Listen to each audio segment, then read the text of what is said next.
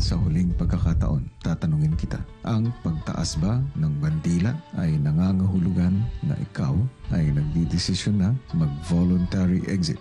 Kinakabihan naging seryoso ang usapan ni Rocky at ng kaibigan niyang si Thibaut. Yung tagal nyo na dito, huwag nyo nang sayangin yan.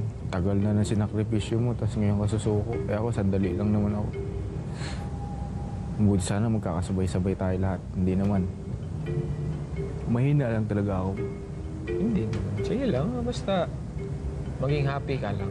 Diba? So, hindi ko na na-enjoy pa. Mas mahirap pala yung dito ka sa loob ng bahay ni Kuya, compare mo pumunta ka ng ibang bansa. Dahil may communication ka di ba? Cellphone, Malaking bagay ng communication. di ba? Oo. Yung webcam, yung ganun. Pero wala akong naiwan sa labas. Tagal ako dito Hanggat di ako na-evict. Dito ako. Basta mag-enjoy ka lang doon, tol.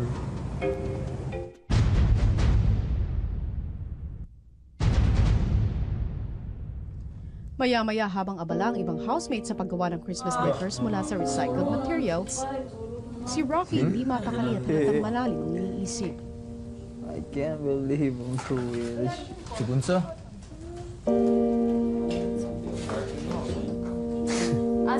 Sa room. Ang housemates na isipang sa may pool area magsalo-salo ng hapunan. Lord, thank you for this party. In Jesus' name, amen. Amen!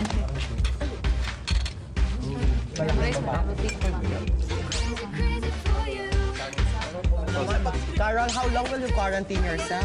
If umabot na ako sa aking convalescent stage, Convalescent stage. Can you spell convalescence for us, please? CONVALESCENT. Can you tell us the synonyms of convalescence, please? Recovery. Wow! Okay, computer, shut down now.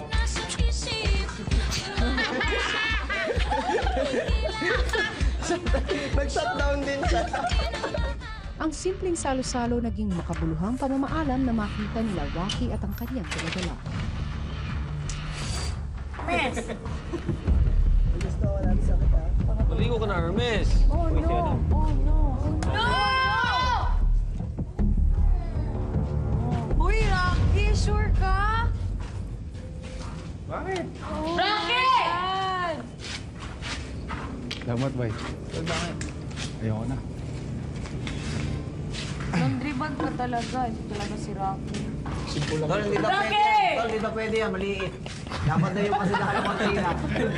Kasi laki ng kontina. Oh no, Rocky. Ano ang nararamdaman mo ngayon? Medyo okay na po ako, kuya. Dahil Dahil tinaas ka na yung bandila. Bakit, Rocky?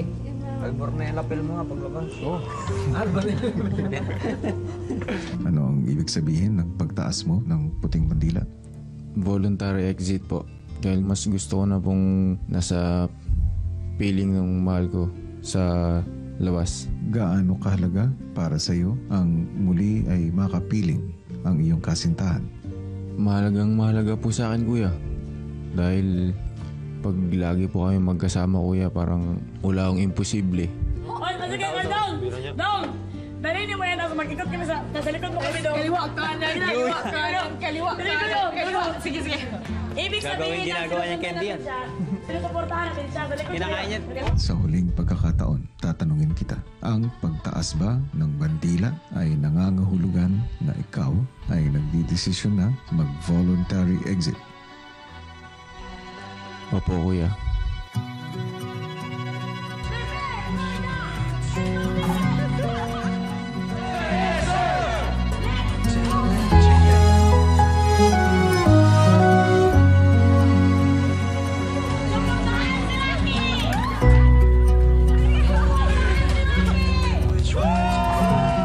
Rocky, tinatanggap ko ang iyong desisyon na voluntaryong lumabas na ng aking bahay. Salamat po.